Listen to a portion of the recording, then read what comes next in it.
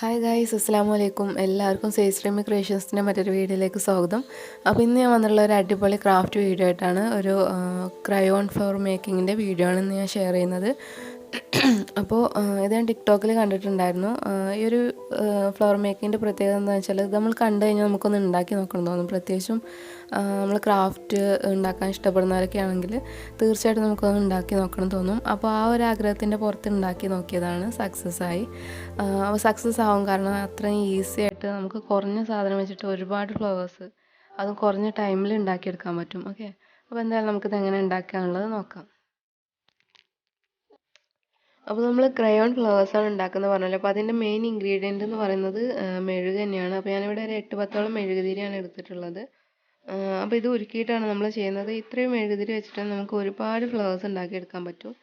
അപ്പോൾ നമുക്ക് ഇത് വൈറ്റ് കളറിലാണ് ചെയ്യുന്നതെങ്കിൽ ഇങ്ങനെ ഉരുക്കിയാൽ മതി. ഇനി നമ്മൾ കളർ ഫ്ലവേഴ്സാണ് വേണ്ടതെന്ന് വെച്ചാൽ നമുക്കിതിൽ അതുപോലത്തെ ക്രയോൺ കളർ, അപ്പോൾ ഏത് കളറാണ് വേണ്ടതെന്ന് വെച്ചാൽ അതും കൂടെ ഉരുക്കുന്ന ടൈമിൽ നമുക്ക് അതിലിട്ട് കൊടുത്താൽ ആ ഒരു കളറിൽ കിട്ടും. ഓക്കെ, അപ്പോൾ ഞാനിപ്പോൾ ഇവിടെ വൈറ്റ് തന്നെയാണ് ചെയ്യുന്നത് കേട്ടോ.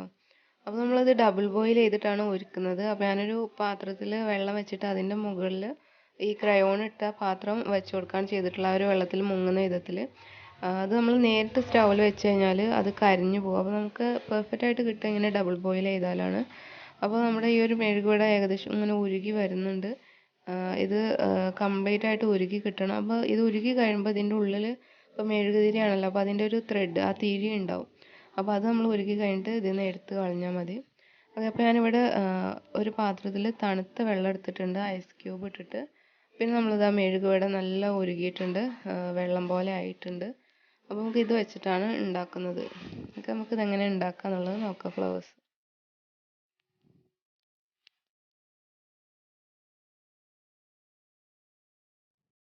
അപ്പോൾ നമ്മൾ ഫ്ലവേഴ്സ് ഉണ്ടാക്കിയെടുക്കുന്നത് ഇതിലാണ്. ഇത് ഈർക്കിളാണ്. ഇത് ഞാൻ ഫാബ്രിക് പെയിൻറ് ബ്ലാക്ക് കളർ കൊടുത്തിട്ടുണ്ട്. അപ്പോൾ ഇതിന് പകരമായിട്ട് നമുക്ക് വേണമെങ്കിലും ചെറിയ ചെറിയ ചില്ലകളൊക്കെ ഉള്ള മരക്കൊമ്പൊക്കെ വേണമെങ്കിൽ യൂസ് ചെയ്യാം, കുഞ്ഞു മരക്കൊമ്പൊക്കെ യൂസ് ചെയ്യാം. അപ്പോൾ നമ്മൾ ഈ ഒരു ഫ്ലവർ ഉണ്ടാക്കിയെടുക്കുന്നത് വിരൽ വെച്ചിട്ടാണ്. അതിന് വേണ്ടിയിട്ട് നമ്മൾ ആദ്യം ഈ ഒരു തണുത്ത വെള്ളത്തിൽ മുക്കിയിട്ട് നമ്മൾ ഉരുക്കി വെച്ചിട്ടുള്ള ഈ ഒരു ക്രയോണിലും കൂടെ മുക്കിയതിന് ശേഷം നമ്മൾ ആ ഒരു സ്റ്റിക്കിൽ നമ്മൾ എവിടെയാണ് ഫ്ലവേഴ്സ് ഉണ്ടാക്കുന്നത് അവിടെ ഒന്ന് പ്രസ് ചെയ്ത് കൊടുക്കുക ഇതുപോലെ. അപ്പോൾ ആ ഒരു ക്രയോൺ തണുത്ത് കഴിയുമ്പോൾ നമ്മുടെ ആ ഒരു വിരലിൻ്റെ ഷേപ്പിൽ നമുക്ക് അത് സെറ്റായി കിട്ടും. ഓക്കെ, തണുത്ത് കഴിയുമ്പോൾ നമുക്ക് പതുക്കെ നമ്മുടെ വിരലിൽ അതിന്ന് അടർത്തിയെടുക്കാൻ കഴിയും, ഇളക്കിയിട്ട് ഇങ്ങനെ എടുക്കാൻ കഴിയും. അപ്പോൾ നമുക്ക് നല്ലൊരു ഫ്ലവറിൻ്റെ ഷേപ്പിൽ അത് കിട്ടും. അപ്പോൾ ആദ്യം 1-2 ചെയ്യുമ്പോൾ ചിലപ്പം ആ ഒരു ഫ്ലവർ പൊട്ടിപ്പോയേക്കാം. നമുക്ക് എപ്പോഴും ഇളക്കി എടുക്കേണ്ടതെന്നുള്ള ഒരു ഐഡിയ ഉണ്ടാവില്ലല്ലോ. പക്ഷെ 3-4 ചെയ്ത് കഴിയുമ്പോൾ നമുക്ക് മനസ്സിലാവും എങ്ങനെയാണ് അത് എടുക്കേണ്ടതെന്നുള്ളത്. നമുക്ക് വേണേൽ 4 വിരൽ വെച്ചിട്ടും 3 വിരൽ വെച്ചിട്ടും അതുപോലെ 2 വിരൽ വെച്ചിട്ടൊക്കെ ചെയ്യാൻ പറ്റും. ഇപ്പോൾ ഞാൻ ഈ ഒരു സ്റ്റിക്കിൽ ആദ്യം വലിയ ഫ്ലവറാണ് ചെയ്യുന്നത് 4 വിരൽ വെച്ചിട്ട്. പിന്നെ ഇങ്ങനെ മുകളിലേക്ക് വരുമ്പോൾ കുഞ്ഞു കുഞ്ഞു ഫ്ലവർ ആക്കിയിട്ടാണ് ചെയ്യാൻ വിചാരിക്കുന്നത്. അപ്പോൾ 3 വിരൽ വെച്ചിട്ട് പിന്നെ 2 വിരൽ വെച്ചിട്ടാണ് ചെയ്യുന്നത്. അപ്പോൾ നമ്മൾ ഈ ഒരു ഫ്ലവർ ഉണ്ടാക്കിയെടുക്കുമ്പോൾ ശ്രദ്ധിക്കേണ്ടത് എന്താണെന്ന് വെച്ചാൽ, നമ്മൾ ഈ ഒരു ഉരുക്കിയിട്ടുള്ള ക്രയോണിൽ വിരൽ മുക്കി കഴിഞ്ഞാൽ പെട്ടെന്ന് തന്നെ നമ്മൾ എവിടെയാണ് നമുക്ക് ഫ്ലവർ വേണ്ടത് അവിടെ പ്രസ് ചെയ്ത് കൊടുക്കണം. ഇല്ലെങ്കിൽ നമ്മുടെ കയ്യിൽ കിടന്നിട്ട് അത് സെറ്റായി പോകും. പിന്നെ നമ്മൾ കരുതിയ പോലെ ഫ്ലവർ ആക്കിയെടുക്കാൻ പറ്റൂല. ഓക്കെ, അതുപോലെ ഈ ഒരു ഫ്ലവറിൻ്റെ സൈസ് എന്ന് പറയുന്നത് നമ്മൾ ഈ ഒരു ക്രയോണിൽ നമ്മൾ എത്രത്തോളം ആഴത്തിലാണ് നമ്മൾ വിരൽ മുക്കുന്നതിനനുസരിച്ചിട്ടാണ്. അപ്പോൾ നല്ല ആഴത്തിൽ മുക്കിയെടുക്കുകയാണെന്നുണ്ടെങ്കിൽ വലിയ ഫ്ലവർ കിട്ടും. അതുപോലെ ചെറുതായിട്ടൊന്ന് മുക്കുന്നുള്ളതെന്നുണ്ടെങ്കിൽ കുഞ്ഞു കുഞ്ഞു ഫ്ലവേഴ്സ് നമുക്ക് കിട്ടും. ഓക്കെ, അതൊക്കെ നമ്മുടെ ഐഡിയാസിനനുസരിച്ചിട്ട് നമുക്ക് ചെയ്തെടുക്കാം.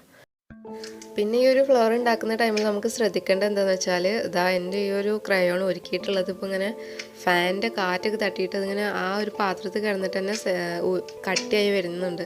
അപ്പോൾ ഞാനും ഇത് ആദ്യമായിട്ടാണ് ചെയ്ത് നോക്കുന്നത്. അപ്പോൾ നമ്മൾ ഇത് ഉണ്ടാക്കുന്ന ടൈമിൽ ഫാനൊന്നും ഇടരുത്. അതുപോലെ തന്നെ ആ ഡബിൾ ബോയിൽ ചെയ്തപ്പോൾ നമ്മൾ ആ ഒരു വെള്ളം ഉണ്ടല്ലോ തിളച്ചിട്ടുള്ള, ആ ഒരു വെള്ളത്തിൽ തന്നെ ഈ ഒരു പാത്രം, ഈ ഒരു മെഴുക് ഒരുക്കിയിട്ടുള്ള പാത്രം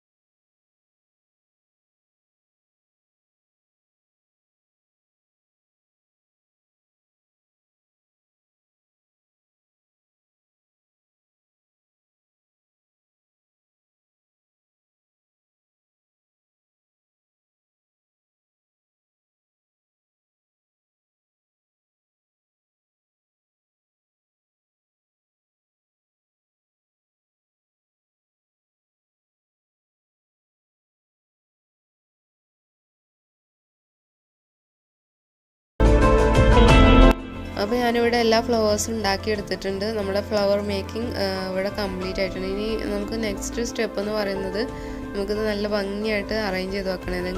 ഏതെങ്കിലും ഒരു ഫ്ലവർ വൈസിലൊക്കെ ആക്കിയിട്ട് നമുക്ക് വെക്കണം. ഓക്കെ, അപ്പോൾ ഞാനിവിടെ ഇതിലിങ്ങനെ കുത്തി വെക്കുകയാണ് ചെയ്യുന്നത്. അപ്പോൾ ഇങ്ങനെ ചെയ്യുന്ന ടൈമിൽ ഇങ്ങനെയാണ് ചെയ്യുന്നുണ്ടെങ്കിൽ നമ്മൾ ഇതിൻ്റെ സെൻറ്ററിൽ ഏറ്റവും ഹൈറ്റ് കൂടിയിട്ടുള്ള സ്റ്റിക്കും അപ്പുറവും ഇപ്പുറമൊക്കെ ആയിട്ട് കുഞ്ഞു കുഞ്ഞതും വെച്ചിട്ട് നമുക്ക് സെറ്റ് ചെയ്തെടുക്കാം. അപ്പോൾ നല്ല ഭംഗിയായിരിക്കും കാണാൻ, നല്ലൊരു ഷേപ്പ് കിട്ടും.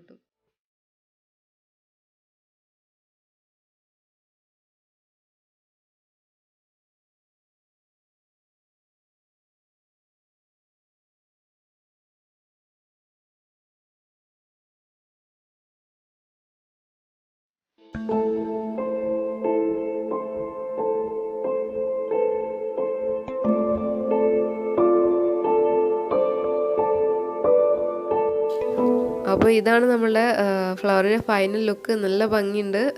ഡാർക്ക് കളറിൽ ഒരു വാളിൻ്റെ അടുത്താണ് ഞാനിത് വെച്ചിട്ടുള്ളത്.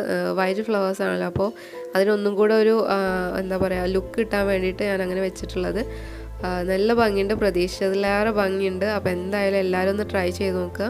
ഈ ഒരു വീഡിയോ അതുപോലെ ഈ ഒരു ഫ്ലവറൊക്കെ നിങ്ങൾക്ക് ഇഷ്ടമായിട്ടുണ്ടാവും എന്ന് വിചാരിക്കുന്നു. ഇഷ്ടമായിട്ടുണ്ടെങ്കിൽ തീർച്ചയായിട്ടും ലൈക്ക് ചെയ്യുക, ഷെയർ ചെയ്യുക, അതുപോലെ കമൻറ്റ് ചെയ്യുക കേട്ടോ. അതുപോലെ എൻ്റെ എല്ലാ വീഡിയോസിലും പറയുന്ന പോലെ തന്നെ നിങ്ങൾ എൻ്റെ ഈ ഒരു ചാനൽ ആദ്യമായിട്ടാണ് കാണുന്നുണ്ടെങ്കിൽ തീർച്ചയായിട്ടും സബ്സ്ക്രൈബ് ചെയ്യുക. തൊട്ടടുത്തുള്ള ബെൽ ബട്ടണും കൂടെ ഒന്ന് ക്ലിക്ക് ചെയ്യുക. ഓക്കെ, അപ്പോൾ അടുത്തൊരു നല്ലൊരു വീഡിയോ ആയിട്ട് വരുന്നവരേക്കും ബൈ.